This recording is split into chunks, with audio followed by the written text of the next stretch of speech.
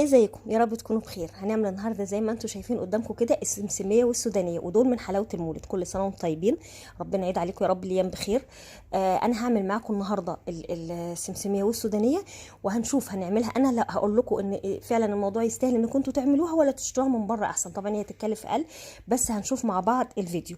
بس قبل ما نشوف الفيديو، قبل ما نبدا، دي قناتي اسم دقيق، ما تنسوش تشتركوا فيها ولايك وشير لو عجبكم الفيديو. يلا نبدا. بسم الله الرحمن الرحيم.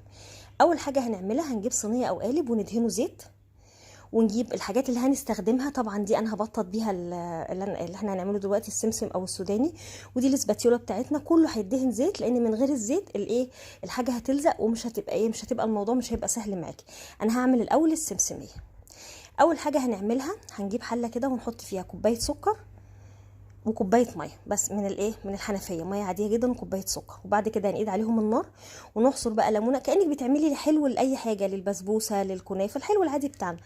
ماشي. وبعدين عشان خاطر الحلو بتاعنا ما يسكرش معانا، هنجيب سكر جلوكوز او عسل جلوكوز. ده رخيص جدا عند العطار، تقريبا البطرمان كله بيعمل 40 جنيه، تقريبا حوالي 40 جنيه، بيقعد معاكي فتره طويله جدا.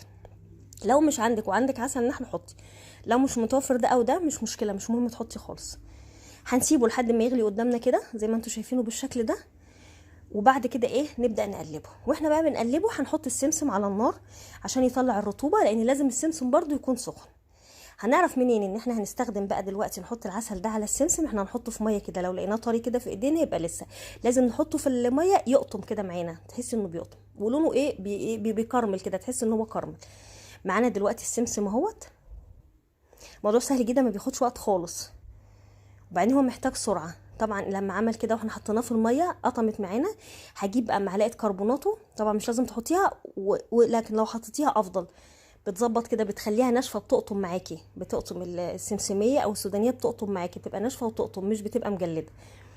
بعد كده بقى هنحط السمسم وهو سخن. طبعا هو مش بنحرقه، احنا بنبقى موطين عليه، مهدين عليه النار ونقلبه. شايفينه بالشكل اللي انتوا شايفينه ده، ونبدا بقى نقلب. الخطوات الجايه دي كلها محتاجه سرعه جدا، محتاجه انك تكوني سريعه، اديكي سريعه يعني، لان الحاجه دي لو نشفت مش هتعرفي تظبطيها خالص. هنجيب بقى زي ما انتم شايفين كده اهوت، هنجيب السمسم ونحطه في القالب بتاعنا. طبعا الموضوع بيبقى الموضوع ده بالذات صعب شويه، انك انت بتنزليها من الحله. وانا الحله كنت المفروض استخدمت كزرولة احسن، عشان تبقى طويله اعرف اتعامل معاها. هو انا الموبايل هنج في الحته دي، وبرده في السوداني في نفس الحته، فما صورهاش كويس يعني. لما نحطها كده وبعد كده بقى بنبدا نرصها، نظبطها يعني بالسكرابر اللي معانا، اللي هو اللي انا الصازيت اللي هو في ايدي ده اسمه سكرابر دوت، بنستخدمه، بنبطط بقى بيه. انا زي ما قلت لك ان ما تصوير باظ في الحته دي، وبنسيبها لحد ما تبرد، بتتكسر معانا سهل خالص كده. بس كل ده لازم سرعه جدا كمان، لازم تكوني عاملاه بسرعه. بنعمل بقى السوداني نفس الطريقه. السوداني فيه شويه حاجات بقشرها كده، هشيل القشر، هنحطه برده يسخن على النار. وطبعا نبقى برده دهنين كل حاجه زيت. احنا لو استخدمنا اي حاجه من غير زيت هتلزق معانا، برده من التركات انك هتلزق معاكي ومش هتطلع مظبوطه، يعني مش هتطلع اصلا من الصينيه، فكله لازم يبقى مدهون.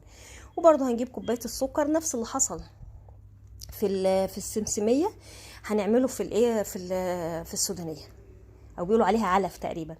طبعا زي ما قلت لك ان انا في حته كده الكاميرا فيها تقريبا من السخونيه، فباظت او هنجت، فما كملتش تصوير، ما عرفت ما صورتش يعني الجزء ده اللي هو بلم فيه، بطلع الحاجه من البتاع وبلمها. طبعا شايفين فيها لمعه جميله جدا، وطلع طعمها حلو جدا.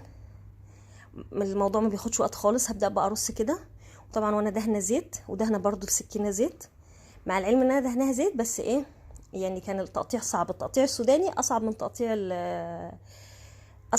السمسم يعني. طبعا هو ما كلفش كتير خالص. انا جبت ربع سوداني ب 35 جنيه، وربع سمسم ب 40 جنيه، وطبعا استخدمت كوبايتين السكر.